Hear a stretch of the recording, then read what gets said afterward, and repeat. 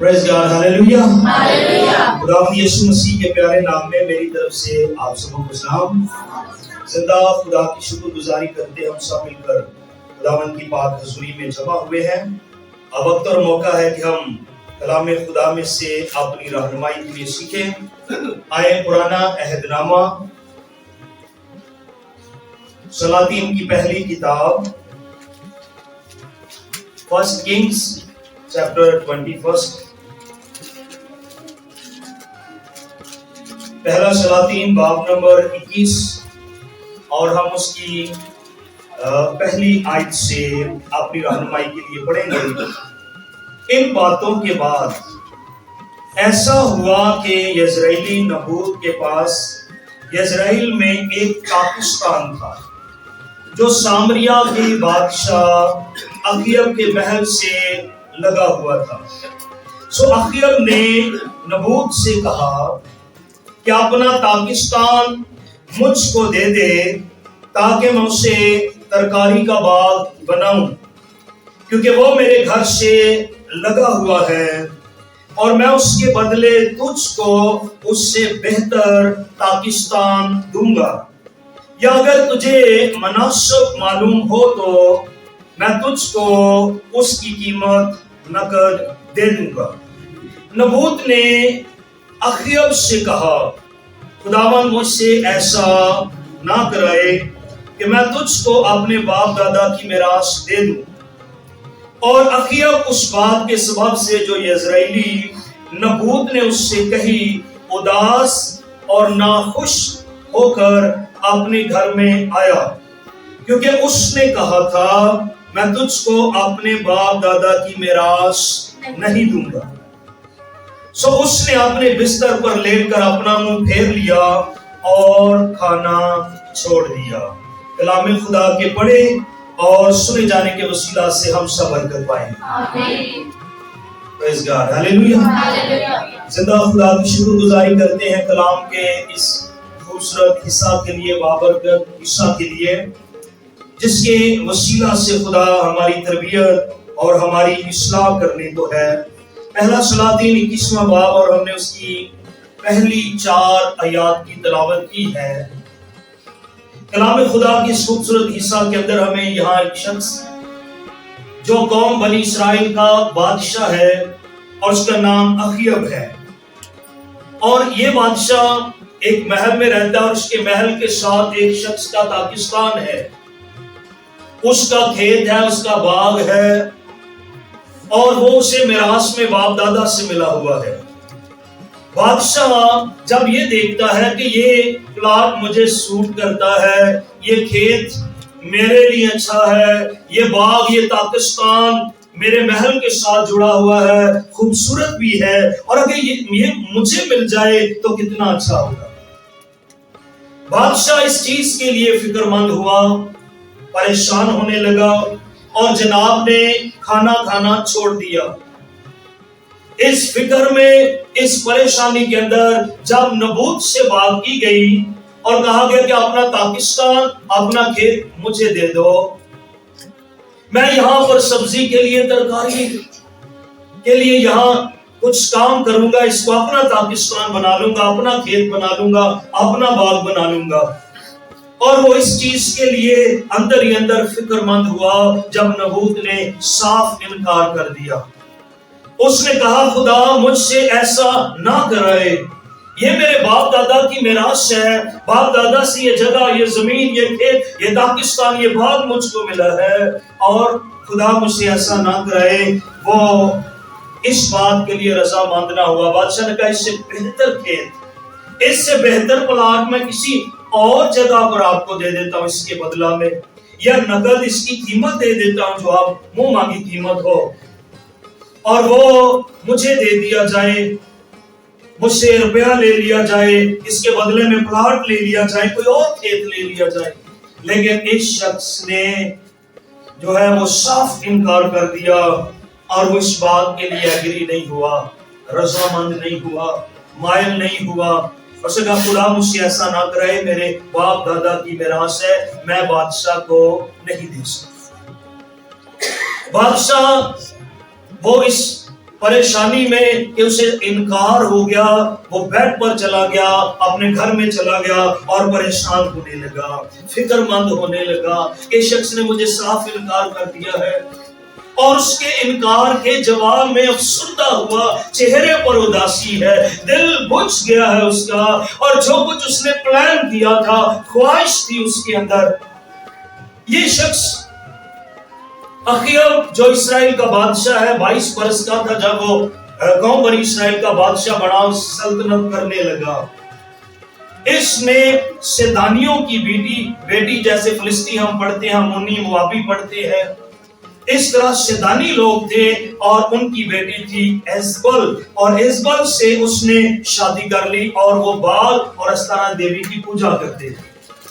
یہاں یہ بادشاہ جو قوم بنی اسرائیل کا بادشاہ اخیب ہے، وہ بدی کے اندر گر گیا، اس کا اسپرچول لیول نیچے آ گیا، گراوٹ کا شکار ہو گیا، پست ہونے لگا، خدا سے دھیان اور نظریں خیالات اس کی توجہ ہٹنے لگی، اور سیدانیوں کی بیٹی ایزبل سے بیاہ کرنے کے بعد وہ بال دیوتا کی پوجا کرنے لگا، اور اس نے اپنے شہر ملک کے اندر بال دیوتا اور استارا دیوی کے لیے مندر اور مسبے بنائے، اور یوں وہ خدا کو غضبناک کرنے لگا۔ اس شادی کے بعد اس کی زندگی کے معاملات خراب ہوئے ہیں، اور بدی نے اس کے دل میں جڑ پکڑ لی ہے، اور وہ ساری قوم کے لیے یہ جو اخیب ہے وہ پریشانی کا باعث بنا ہوا ہے، اور کیونکہ جہاں بدی ہے وہاں خدا کا روح، خدا بیزار ہے، وہاں خدا راضی نہیں ہے، وہاں اس کا روح نہیں ٹھہرتا۔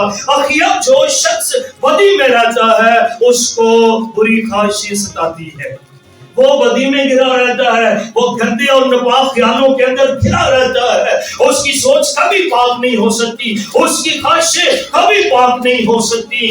جو گناہ میں رہتا ہے بدی میں غرق رہتا ہے، اور وہ اسی طرح کی گندی اور ناپاک سوچ کی دلدل اور قبضہ کے اندر پھنسا ہوا شخص ہے، اور یہ ایزبل کے قبضہ میں ہے، ایزبل بال اور استارا دیوی کے قبضہ میں ہے۔ اخیب قوم بنی اسرائیل کا بادشاہ، وہ بھی اب بال دیوتا اور استارا دیوی کی پوجا کے اندر مصروف ہے، ناپاک ہو چکا ہے، بت پرستی میں گر چکا ہے، خدا کو غضبناک کرتا ہے، بدی میں رہنے والا لالچ کی بدروس کے اندر ہے، بدی کی بدروس کے اندر ہے، اور اس نے اپنی بدی اور برائیوں میں ایک بری خواہش کا اظہار کر دیا، اس کے اندر جو بیڈ ڈیزائر تھی، اس نے کہا نبوت کا پاکستان مجھے مل جانا چاہیے، جس پر اس کا حق نہیں ہے وہ اس کے لیے پریشان ہے،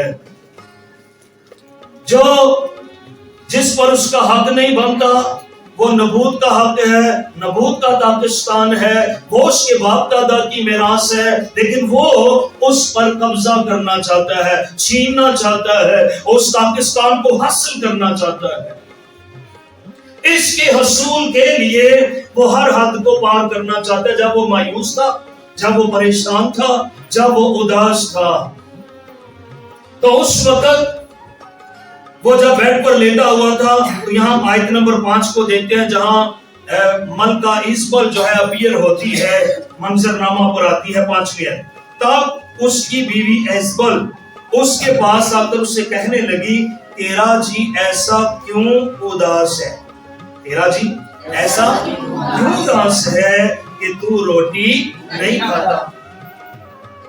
تب اس نے اپنا سارا حال ملکہ کو، اپنی بیوی کو بتایا، میں نے نبوت سے کھیت مانگا، پاکستان مانگا، میرے محل سے لگا ہوا ہے، مجھے سوٹ کرتا ہے، مجھے چاہیے، اور اس نے صاف انکار کر دیا ہے، تو اس سبب سے میں کھانا نہیں کھانا چاہتا، اس سبب سے میں اداس اور پریشان ہو گیا۔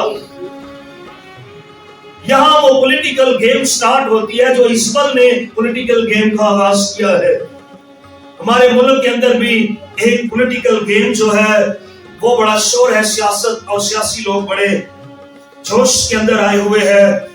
یہاں ہم دیکھ رہے ہیں کہ یہ ایک پولیٹیکل گیم ہے، اور ایزبل جو ملکہ ہے وہ ایک پولیٹیکل گیم کا آغاز کرتی ہے۔ آپ جانتے ہیں دانیل کے خلاف بھی ایک پولیٹیکل گیم شروع کی گئی تھی، اس کے ساتھ جو وزیر تھے انہوں نے کہا، بادشاہ تیری مورتی کی کوئی عزت نہیں کرتا، نہ اس کی پرستش کرتا ہے۔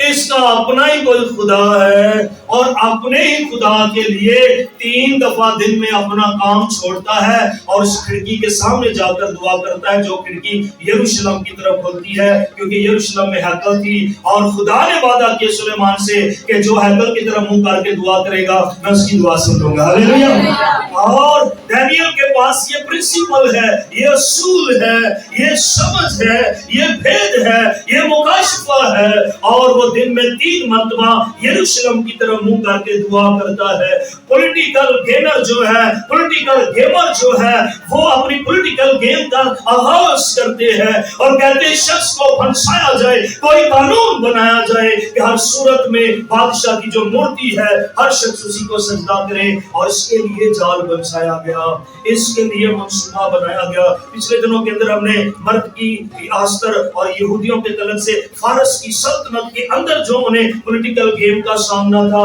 ہم نے وہ حالات سیکھے تھے۔ وہاں بھی سائنسی ٹولے نے جو ہے مرد کی آستر اور یہودیوں کے لیے مشکلات پیدا کی، اور وہ کہہ رہے تھے کہ یہ حمان وزیر اعظم کے آگے نہیں جھکتا، مرد کی سب لوگ جھکتے ہیں، یہ کیوں نہیں جھکتا؟ وہاں پر ایک پولیٹیکل گیم کا آغاز کیا گیا۔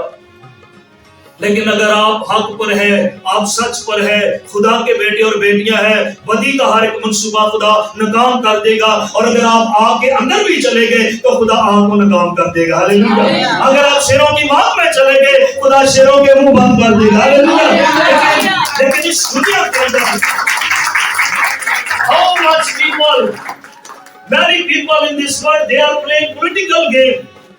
وہ سیاست کر رہے ہیں، چرچ کے اندر، کلیسیا کے اندر پارٹی بازی چل رہی ہے، اور لوگ جو ہے وہ بہت دفعہ بہت ساری سیاسی گیموں کے اندر جیت بھی جاتے ہیں، خدا کا جشن منانا چاہتے ہیں، اور دانیل کو پھنسانے والے پولیٹیکل جو گیم کھیلنے والے لوگ ہیں انہوں نے دانیل کو شدرک مشک عبدالنجو کو پھنسایا، آستر کو، یہودی لوگوں کو، مرد کی کو اپنے سیاسی اور گندے اور ناپاک منصوبوں کی وجہ سے انہیں اپنے گھر سے گندا کرنے کی کوشش کی، لیکن وہ پولیٹیکل گیم کے اندر نہیں آئے کیونکہ خدا نے ان کو آگ میں سے باہر نکال لیا۔ ہاللیلویہ۔ شیروں کی آگ میں سے باہر نکال لیا، حمان کے گندے ناپاک منصوبوں کے اندر سے نکال لیا۔ سو یہاں پر ایک پولیٹیکل گیم کا آغاز ہو گیا ہے، اور اس کا نام ایزبل ملکہ ہے۔ اس نے خط لکھے بادشاہ کے نام سے، اور وہ منظر عام پر آ گئی ہے۔ اس نے پولیٹیکل گیم کا آغاز کر دیا ہے۔ پولیٹیکل گیم سیاسی کام کیا ہے، سیاسی کھیل اس نے شروع کر دیا ہے، اپنا گھنونا کھیل شروع کر دیا ہے۔ سیدانیوں کی بیٹی نے، بال اور سرا دیوی کی پوجا کرنے والی لیڈی نے، وقت کی ملکہ تھی لیکن اسرائیل کے اندر بدی کو لے کر آئی تھی۔ اخیب جو اسرائیل کا بادشاہ تھا، وہ یہ وہی بادشاہ ہے جس کے خلاف ایلیا نے کہا تھا کہ تو بال کے 450 اور سرا دیوی کے 400 850 لوگ لے کر لے آؤ۔ ایزبل اور تم اخیب اگر بال کی پوجا کرتے ہو، ساری قوم کو بت پرستی جادوگری میں لگاتے ہو، تو پھر لے آؤ۔ اور یہ وہی اخیب ہے، وہی ایزبل ہے۔ تو یہاں پر اس نے یہ پولیٹیکل گیم کا آغاز کیا کہ 2 ناپاک شریر جھوٹے گواہ کھڑے کیے جائیں، اور اسے بادشاہ کے نام سے لیٹر لکھے، روزہ کی منادی کرائی، اور شریر گواہوں کے ساتھ پلاننگ کر کے کہا کہ نبوت کو اونچی جگہ پر بٹھانا اور اس کے خلاف جھوٹی گواہی دینا، کس نے بادشاہ پر اور خدا پر جو اسرائیل کا خدا ہے اس پر لعنت کی ہے۔ جھوٹے اور شریر گواہ اس وقت اپنی ایکسلنسی شو کر رہے تھے کہ ہم بہت ایکسیلنٹ ہیں، ہم بہت ہوشیار ہیں، ہم بڑے سمجھدار ہیں، ہم بڑے دنا ہیں، ہم بڑے گیمیں کھیلنے والے ہیں۔ اور انہوں نے جو اس والے پولیٹیکل گیم کا آغاز کیا تھا، یہ تو وہ نشانے تھے جو انہوں نے نبوت پر چلائے تھے، اور جھوٹے گواہوں نے سب لوگوں کے سامنے شریعت کے قانون کے مطابق दो गवाहों से गवाही सच्ची मानी जाती है।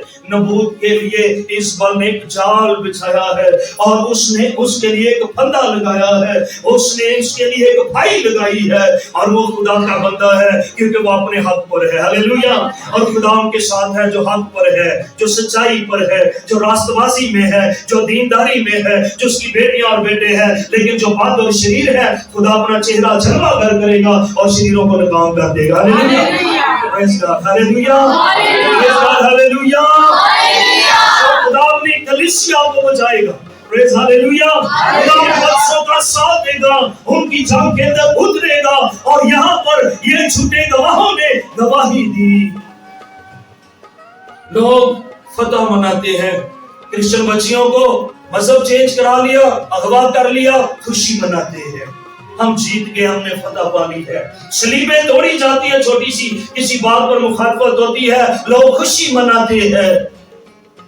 चर्च में पार्टीबाजी होती है, कलीसिया टूट जाती है। और पॉलिटिकल गेमर, जो सियासी खेल खेलने वाले लोग हैं, वो समझते हम जीत जाते। आज हमारा जो मजमून है, बाज ऐसी फतूहात है जो लोग फतह हासिल कर लेते हैं, लेकिन बाज फतूहात के पीछे लानत छुपी हुई है। बहुत सारे जीतने वाले लानत पा लेते हैं, बहुत सारे फतह पाने वाले खुदा की बेटियों और बेटों, कलीसिया, खुदा के काम, उसके घर को खराब करने वालों का अंजाम भी खराब होगा क्योंकि खुदा उनकी अदालत करेगा। Hallelujah, praise God, hallelujah. वो समझते हमने फतह पा ली है, ईश्वर समझती है मैंने फतह पा ली है। एलिया सजा सुनाता है, दो झूठे गवाहों को लेकर इस शख्स को संसार किया गया, पत्थर मारे गए और उसको मार दिया गया। नबूत को ना रहेगा बांस ना बजेगी, हम इसको हटा देंगे रास्ते से। नबूत को नबूत नहीं रहेगा।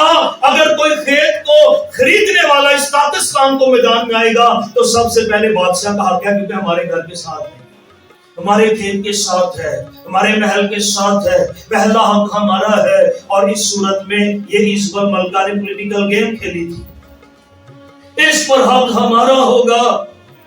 जो खेत बादशाह को कहने लगी, देख नबूत को मरवा दिया है, देख बयाबान में कुत्ते उसका खून चाट रहे हैं, देख जो दुगनी कीमत, नगद कीमत और किसी और प्रॉपर्टी के मुकाबला में जाके नबूत तुझे ये प्लाट नहीं देना चाहता था, तू वक्त का बादशाह होकर रोता है, उदास हो जाता है। देख मैंने कैसी गेम खेली है और देख मैंने फतह भी पा ली है, अब ये खेत तेरा खेत होगा, उठ बादशाह जा और इस पर कब्जा कर ले।